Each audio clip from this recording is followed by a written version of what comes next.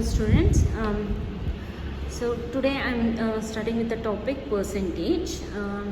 I think you people are very familiar with what is percentage, how it is calculated, but just a simple definition.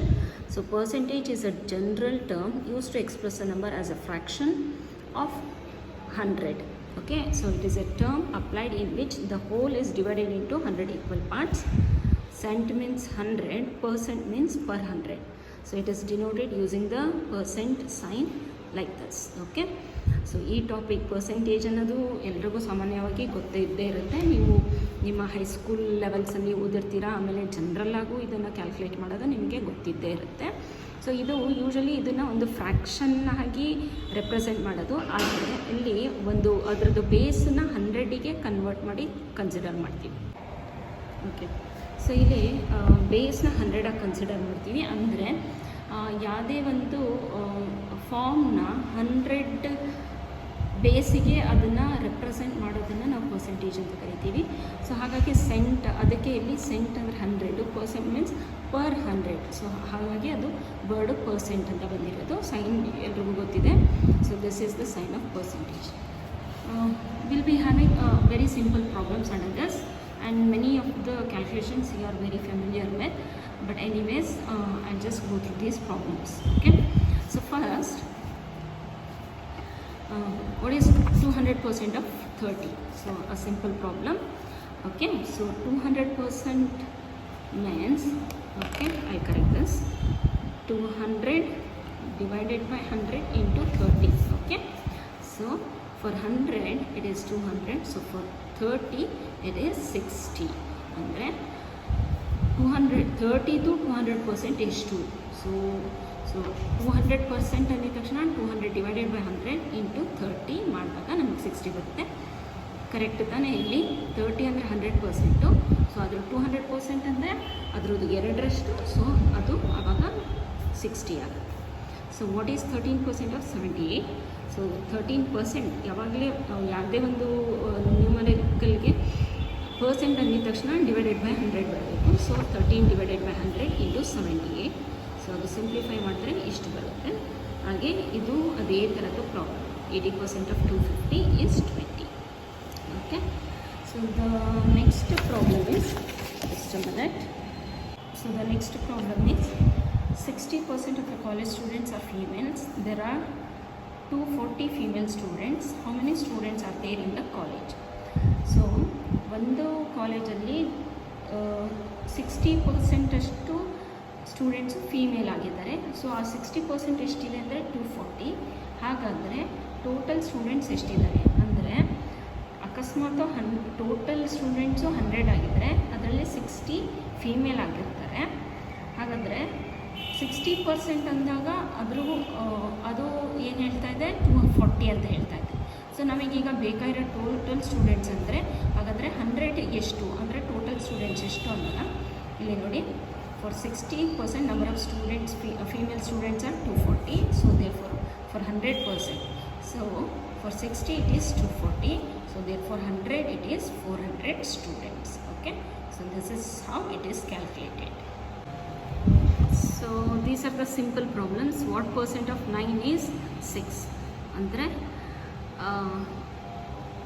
What percent of 9 is 6 ಅಂದರೆ 9ದು ಎಷ್ಟು percent 6 ಅಂತ. So ಅದಕ್ಕೆ 9ಗೆ 6 ಆಗಬೇಕಾದ್ರೆ 100ಗೆ ಎಷ್ಟು ಅಂತ ಹೇಳ್ಬಿಟ್ಟು ಈ ಥರ ಮಾಡೋದು. ಸೊ ಅದೇ ರೀತಿ what percent of 64 is 28.88. So 64ಗೆ ಅದು 28.88 ಆದರೆ 100ಗೆ ಎಷ್ಟಾಗಿರುತ್ತೆ ಅಂತ ಹೇಳಿ. ಓಕೆ, ಸೊ ಅದೇ ರೀತಿ ಇದನ್ನು same problem. 28% of what number is 143. 413 divided by 28 into 100. So similarly 25% of a certain sum is 400. What is the sum? 25% of a certain sum is 400. ಅಂದರೆ ಯಾವುದೋ ಒಂದು ನಂಬರ್ದು 25% 400. ಹಾಗಾದರೆ ಟೋಟಲ್ ಎಷ್ಟು ಅಂತ. ಹಾಗಾದಾಗ 400 ಡಿವೈಡೆಡ್ ಬೈ 25 ಅಂದರೆ 25% 400, ಆದರೆ 100 ಎಷ್ಟು?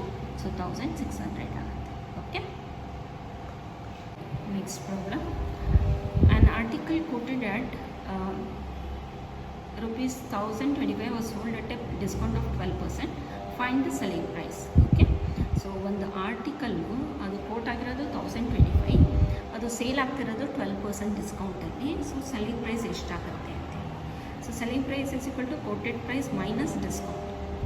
So quoted price 1025 minus 12% of 1025. Okay, so 12% of 1025 ಬಂದು 123 ಬರುತ್ತೆ. ಸೊ ಇದರಲ್ಲಿ ಇದು ಮೈನಸ್ ಮಾಡಿದ್ರೆ 902. This is the selling price. So usually ಈ ಥರ ಪ್ರಾಬ್ಲಮ್ಸು ಸೆಕ್ಷನ್ ಬಿಗೆ ಕೇಳ್ಬೋದು. ಈ ಥರ ಪ್ರಾಬ್ಲಮ್ಸ್ ಆದರೆ 2 ಮಾರ್ಕ್ಸ್ಗೆ ಸೆಕ್ಷನ್ ಎಲ್ಲಿ ಕೇಳ್ತಾರೆ ಎಕ್ಸಾಮಲ್ಲಿ. Okay, next problem. In a class, 30% of the students are Hindus, 20% are Muslims, 25% are Jains and rest are Christians. If there are 10 Jain students in the class, find the number of other students. Okay, so ಒಂದು ಕ್ಲಾಸಲ್ಲಿ 30% of the students Hindus ಆಗಿದ್ದಾರೆ, 20% Muslims, 25% Jains ಆಗಿದ್ದಾರೆ, ಮಿಕ್ಕಿರೋರು Christians ಅಂತ ಹೇಳ್ತಿದ್ದಾರೆ. So if 10 students R Jain ಅಂದರೆ ಅದರಲ್ಲಿ ಜೈನ್ಸ್ದು percentage 25% ಅಂದರೆ 10 students Jains ಆಗಿದ್ದರೆ ಬೇರೆ ಸ್ಟೂಡೆಂಟ್ಸ್ ಎಷ್ಟು ಜನ ಇದ್ದಾರೆ ಅಂತ ಫೈಂಡ್ ಔಟ್ ಮಾಡೋಕ್ಕೆ. ಓಕೆ, ಸೊ ಆವಾಗ ನಾವು ಪ್ರಾಬ್ಲಮ್ಮು ಈ ಥರ ಸ್ಟಾರ್ಟ್ ಮಾಡಬೇಕು. Let the total strength of the class be 100. Okay,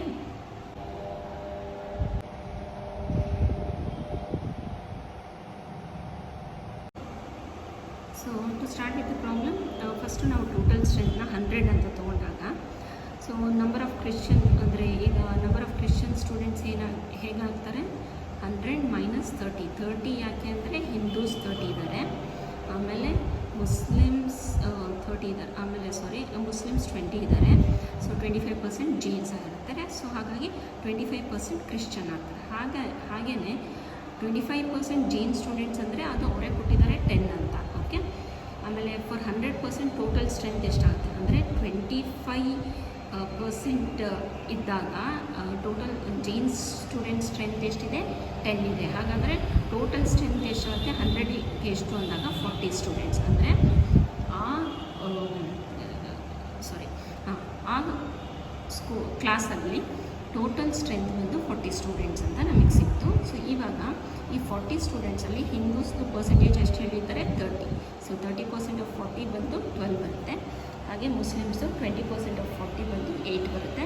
ಕ್ರಿಶ್ಚಿಯನ್ಸ್ದು 25% of 40 10 ಬರುತ್ತೆ. ಸೊ ಈ ರೀತಿ ನಮಗೆ ಈ ಪ್ರಾಬ್ಲಮ್ನ ಸಾಲ್ವ್ ಮಾಡೋದು. Okay, next problem. A candidate has to secure 20% marks to pass an examination. He got 30 marks and failed by 20 marks. Find the total marks. Okay. Question ಇನ್ನೊಂದ್ಸರಿ analyse ಮಾಡೋಣ. A candidate has to secure 20% marks to pass. ಒಬ್ಬ student pass ಆಗೋಕ್ಕೆ 100ಗೆ 20 marks ತೊಗೋಬೇಕು. ಇಲ್ಲಿ ಏನಾಗಿದೆ ಅಂದರೆ ಆ ಸ್ಟೂಡೆಂಟ್ಗೆ 30 marks ಬಂದಿದೆ, ಆಮೇಲೆ ಅವ್ನು ಫೇಲ್ ಆಗಿರೋದು 20 ಮಾರ್ಕ್ಸಿಂದ ಫೇಲ್ ಆಗಿದೆ. So find the total marks. So ಎಷ್ಟು ಟೋಟಲ್ ಮಾರ್ಕ್ಸ್ ಎಷ್ಟಾಗಿರಬೇಕು. ಓಕೆ, ಸೊ ಈಗ solution candidate got 30 marks and fails by 20 marks.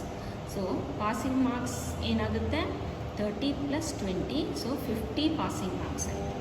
So passing percentage ಅವ್ರು ಹೇಳ್ತಿರೋದು 20%. So 20% 50 is equal to 20% into n ಅಂದರೆ n ಅಂದರೆ ಇಲ್ಲಿ total marks. Okay, so therefore n is equal to 50 divided by 20 into 100. ಅಥವಾ 20 passing marks ಅಂದರೆ ಇದು percentage 100ಗೆ 20 passing marks ಅಂದರೆ 50ಗೆ ಎಷ್ಟು ಅಂತ ಹೇಳಿ 100ಗೆ ಪಾಸಿಂಗ್ ಮಾರ್ಕ್ಸ್ ಬಂದು 20, ಆದರೆ ಆ್ಯಕ್ಚುಲ್ ಪಾಸಿಂಗ್ ಮಾರ್ಕ್ಸು 50 ಆಗಿದೆ. ಸೊ ಹಾಗಾದರೆ ಟೋಟಲ್ ಮಾರ್ಕ್ಸ್ ಅಂದರೆ 100 ಆದರೆ ಎಷ್ಟು ಅಂತಾಗ so total marks is 250. Okay, so therefore total marks is 250. Okay, so this is how you need to calculate. Okay, next problem. An article costing 84 rupees was sold for rupees 105. Find the gain percent. Okay, so ಒಂದು article ಅದ್ರ cost price ಬಂದು 84, ಆದರೆ ಅದರ selling price ಎಷ್ಟಾಗಿದೆ 105.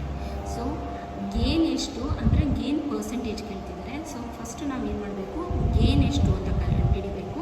ಆಮೇಲೆ ಅದರದ್ದು percentage ಕಂಡುಹಿಡಿಬೇಕು. So gain ಅಂದರೆ that is nothing but profit. So profit is equal to selling price minus cost price. So selling price is 105 minus cost price is 84. So the profit is 21 rupees. So ಈಗ percentage of profit ಕಂಡುಹಿಡಿಬೇಕಂದ್ರೆ so 84 rupees cost price ಆದರೆ profit 21. ಹಾಗಾದರೆ 100 rupees cost price ಆದರೆ percentage of profit is 25%. Okay next problem. A man sold 2 radios at rupees 924 each. On one he gains 20% and on other he loses 20%. What is his total gain or loss? Okay, so ಒಬ್ಬ ವ್ಯಕ್ತಿ 2 ರೇಡಿಯೋನ ಮಾರಾಟ ಮಾಡ್ತಾರೆ 924ಗೆ.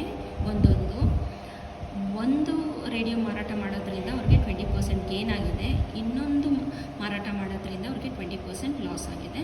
So total gain ಅಥವಾ loss ಎಷ್ಟಾಗಿದೆ ಆ 2 ರೇಡಿಯೋದಿಂದ ಅನ್ನೋದು ಕ್ವಶನಲ್ಲಿ ಕೇಳ್ತಾ ಇರೋದು. So first let the cost price of a radio be 100 ಅಂತ ಇಟ್ಕೊಂಡಾಗ ಸೆಲ್ಲಿಂಗ್ ಪ್ರೈಸ್ ಏನಾಗುತ್ತೆ, cost price plus profit or loss. Okay, ಯಾಕಂದರೆ ಒಂದು ಪ್ರಾಫಿಟ್ ಆಗಿದೆ, ಒಂದು ಲಾಸ್ ಆಗಿದೆ. ಸೊ ಫಸ್ಟ್ ರೇಡಿಯೋಗೆ 924 ರೂಪೀಸು ಸೆಲ್ಲಿಂಗ್ ಪ್ರೈಸ್ ಆಗಿದೆ. ಹಾಗಾದರೆ 100 + 20, ಯಾಕಂದರೆ 20% ಅವ್ರು ಗೇನ್ ಮಾಡ್ತಾ ಇದ್ದಾರೆ. So for 120 selling price is 924. Okay, so for 100 cost price ಎಷ್ಟು ಅಂತ ಕಂಡುಹಿಡಿಬೇಕು. ಅಂದರೆ 120ಗೆ 94 ರೂಪೀಸು, 120 ಅಂದರೆ 924 ರೂಪೀಸು ಅದರದ್ದು selling price. So cost price ಎಷ್ಟು ಅಂದರೆ 770 is the cost price. Okay, first radio. ಹಾಗೆಯೇ ಗೇನ್ ಆನ್ ಫಸ್ಟ್ ರೇಡಿ ಆವಾಗ ಎಷ್ಟಾಯಿತು, 924 - 770. So that will be equal to 154. Okay, ಈಗ ಸೆಕೆಂಡ್ ರೇಡಿಯೋ ನೋಡೋಣ. Selling price is equal to cost price minus loss. ಯಾಕಂದರೆ second ರೇಡಿಯೋದಲ್ಲಿ ಅವ್ರಿಗೆ 20% ಲಾಸ್ ಆಗಿದೆ. So 924 rupees selling price. ಅಕಸ್ಮಾತು 100 ರೂಪೀಸ್ ಅಂತ ತೊಗೊಂಡ್ರೆ 100 - 20 ಆಗಿರುತ್ತೆ. ಸೊ 100 - 20 ಅಂದಾಗ 80.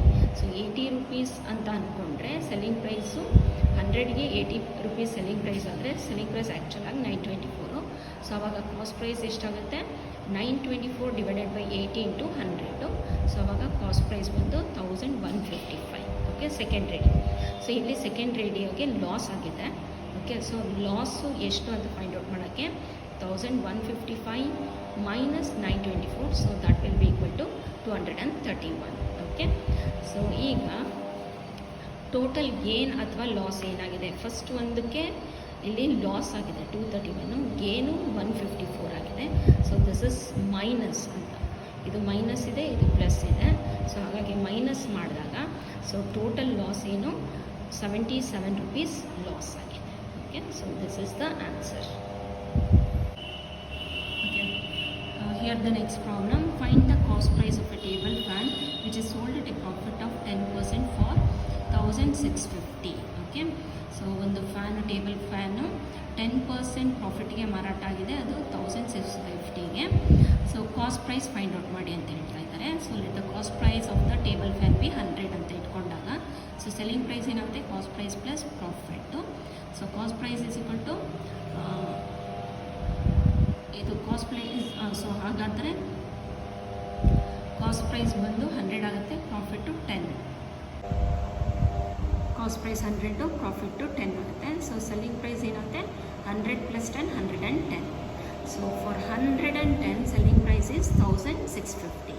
So for 100 cost price is equal to, so 110ಗೆ selling price 1650. So for 100 cost price ಏನಾಗುತ್ತೆ 1500. Okay, simple problem.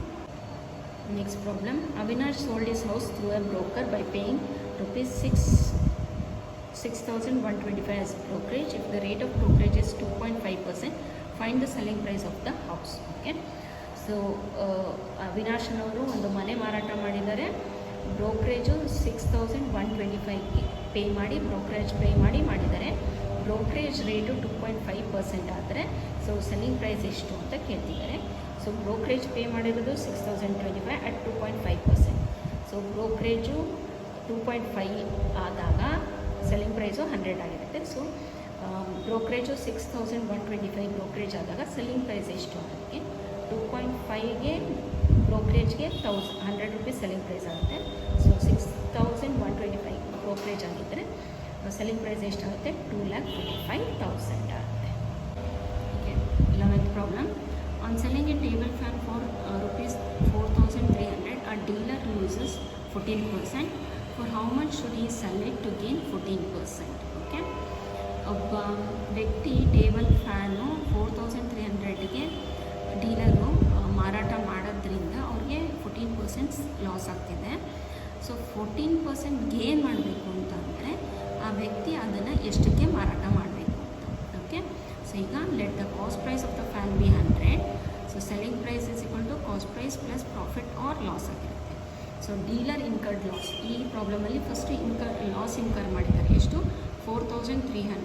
So that will be equal to 100 minus 14 ಅಂದರೆ 14%. Okay, so ಅವಾಗ 86 rupees selling price ಆಗಿರುತ್ತೆ. So 86 rupees selling ಅಂದರೆ 100ಗೆ 86 rupees selling price ಆದರೆ ಆ್ಯಕ್ಚುಲಾಗಿ 4,300 ಇದೆ.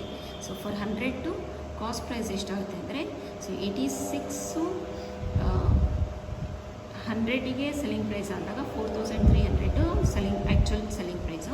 ಸೊ ಫಾರ್ 100ಗೆ ಎಷ್ಟಾಗುತ್ತೆ ಅಂದರೆ 5,000 ರುಪೀಸ್ ಆಗಿರುತ್ತೆ. ಸೊ ಆ್ಯಕ್ಚುಲ್ ಪ್ರೈಸ್ ಬಂದು 5,000, ಅವ್ರು ಸೇಲ್ ಮಾಡಿರೋದು 4,300ಗೆ, ಅವ್ರಿಗೆ ಲಾಸ್ ಆಗ್ತಾ ಇರೋದು 14%. ಸೊ 14% ಅಂದರೆ ಎಷ್ಟು 86 ರುಪೀಸ್ ಆಗುತ್ತೆ. ಓಕೆ ಓಕೆ, ಸೊ ನೆಕ್ಸ್ಟು ಆ problem ಕಂಟಿನ್ಯೂಯೇಷನ್ನು. To gain 14% profit, okay, what has to be the selling price? So selling price is equal to cost price plus profit percent. So 14% of 5,000 ಆಗಿರಬೇಕು. So 5,000 cost price ಆದಾಗ 14% 5,000 700. So add ಮಾಡಿದಾಗ 5,700. So in order to gain a profit of 14% on the cost price, the product has to be sold at a selling price of 5,700. Okay, now this is a problem, last problem. A man spends 20% of his income for rent, 75% of the remainder for other expenses. If he saves rupees 1,600 per month, find his monthly income. So ಒಬ್ಬ ವ್ಯಕ್ತಿ ತನ್ನ total ಇನ್ಕಮ್ಮಲ್ಲಿ 20% ಅಷ್ಟು income ರೆಂಟಿಗೆ ಕೊಡ್ತಿದ್ದಾರೆ, 75% ಮಿಕ್ಕಿರೋ ಖರ್ಚಿಗೆ ನೋಡ್ಕೊತಿದ್ದಾರೆ 75%. ಆಮೇಲೆ ಅದರಲ್ಲಿ 1,600 per month ಅವ್ರು save ಮಾಡ್ತಾಯಿದ್ದಾರೆ. ಸೊ ಹಾಗಾದರೆ ಅವ್ರದ್ದು ಮಂತ್ಲಿ ಇನ್ಕಮ್ ಎಷ್ಟು ಅಂತ. ಸೊ ಈ ಥರ ಪ್ರಾಬ್ಲಮ್ ಇಂಪಾರ್ಟೆಂಟು, ಎಕ್ಸಾಮಲ್ಲಿ ಯೂಶ್ವಲಿ ಈ ಥರ ಕೇಳ್ತಾರೆ. ಸೊ ಇಲ್ಲಿ let is monthly income be 100 ಅಂತ ತೊಗೊಂಡಾಗ ಎಕ್ಸ್ಪೆನ್ಸ್ ಆನ್ ರೆಂಟ್ ಎಷ್ಟಾದರೆ 20. ಸೊ ಬ್ಯಾಲೆನ್ಸ್ ಎಷ್ಟು ಹೋಗುತ್ತು 80. ಸೊ 80ಯಲ್ಲಿ 75% is spend on other expenses. So ಹಾಗಾದರೆ 60 ಸ್ಪೆಂಡ್ ಮಾಡ್ತಿದ್ದಾರೆ. ಸೊ ಮಿಕ್ಕಿರೋದು balance being savings 20 rupees. So rupees 20 therefore savings 20 ಆದಾಗ ಮಂತ್ಲಿ ಇನ್ಕಮ್ಮು 100 ಆಗಿರುತ್ತೆ. So for rupees 1,600 monthly income ಎಷ್ಟಾಗುತ್ತೆ ಅಂದರೆ 20 ರುಪೀಸ್ ಸೇವಿಂಗ್ಸ್ ಇದ್ದಾಗ 100 ರುಪೀಸು ಟೋಟಲ್ ಮಂತ್ಲಿ ಇನ್ಕಮ್ ಆಗುತ್ತೆ. 1,600 ಅವ್ರ ಸೇವಿಂಗ್ಸ್ ಆದರೆ ಟೋಟಲ್ ಮಂತ್ಲಿ ಇನ್ಕಮ್ ಎಷ್ಟಾಗುತ್ತೆ ಅಂದರೆ ಇದು ಸಿಂಪ್ಲಿಫೈ ಮಾಡಿದಾಗ ನಮಗೆ 8,000 ಬರುತ್ತೆ. So this is the answer, this is is monthly income. So these are the problems relating to percentage topic. Okay, I hope everybody has understood the problems and the concept. If you have any doubts, you can get it clarified through WhatsApp or you can call me also. Okay.